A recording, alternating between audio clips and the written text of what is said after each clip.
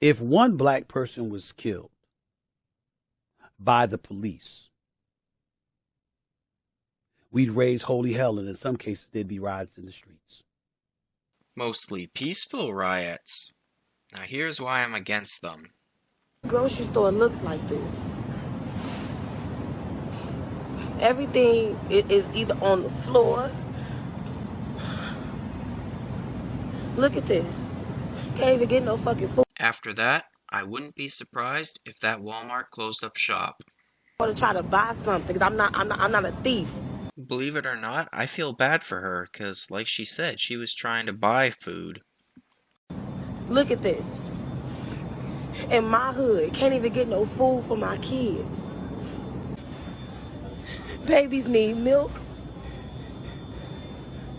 Can't even get nothing for my kids, bro. I feel like an animal, and black people made me feel like an animal. Y'all did this to us. And damn it, I'm not here to sit up there and blame anybody for that, because I'm tired of the nonsense that we've seen going on in the streets aimed at black Americans. That's not where I'm going. What I'm saying is, where's the due diligence when it comes to putting a spotlight on what we're doing to each other? Because this shit is pissing me off. 53 lives.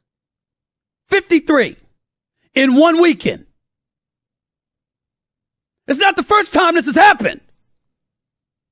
It's been happening year after year after year. Chicago, St. Louis, Baltimore, the list goes on and on. I could talk about how Baltimore and Chicago are run by Democrats, but I won't. Where's the noise at? Where's the protest? Where's the noise? Well, nobody wants to talk about it because black-on-black violence doesn't fit their narrative.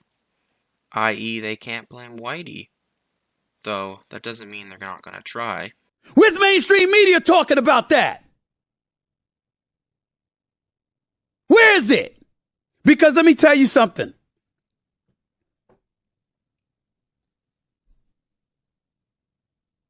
Nothing else matters if we're dead. Nothing else matters if we're killing each other. Forget about what we deserve. Some people have different forms of reparations. They want money from the government, even though the government's national debt is at $31.4 trillion as of last month. I hear you, though. Because, damn it, if we come up with money to give to Ukraine, which I'm not opposed to, and we come up with money to take care of immigrants coming into our borders. Hypothetically speaking, if I had to choose between giving money to Ukraine or giving out reparations, I reluctantly would say give out reparations. Why? Because that reparation money will be taxed and spent in the states, which means that money will just go right back into the states, the government anyway. The Ukraine, the money's gone. Taking care of immigrants coming into our borders, doesn't he mean illegal immigrants?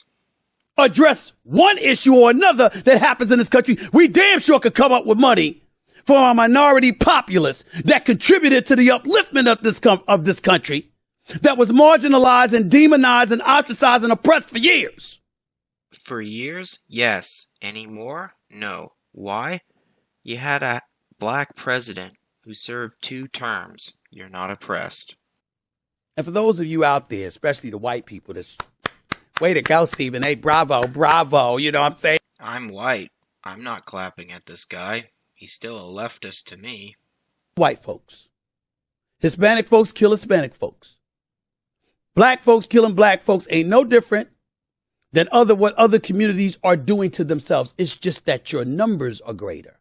If you are the Hispanic population in the United States of America and you make up 17% of the population, and by the year 2030, the Census Bureau reports says you're going to make up 30% of the population. Well, guess what? When you die, from a numbers perspective, it doesn't have as a profound of an effect as it does to the black community. If you're a white community and you're making up 60% of the population. 60%?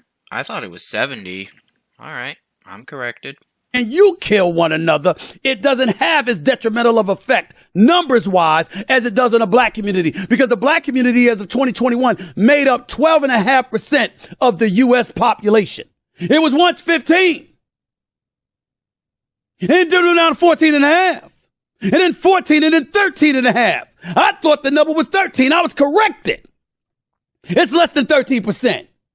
Yep, it's going down. Single parent household, black on black violence. And I'm not sure if this guy mentioned it, but the whole baby eating, that would really bring it down. We damn near on the verge of becoming an endangered species. What are we going to do about it? I remember when Trayvon Martin got killed by the wannabe cop, Mr. Zimmerman, who was some neighborhood watchman or whatever in the complex or something. I remember that too. I remember how the media portrayed Zimmerman as a white guy. Though when I look at his picture, he doesn't look white to me. His father looks white, but his mother looks Mexican. So that would make him half. Just like the president at the time. Alright, so disclaimer time. This is just some clips from a 13 or 14 minute segment from this guy's show.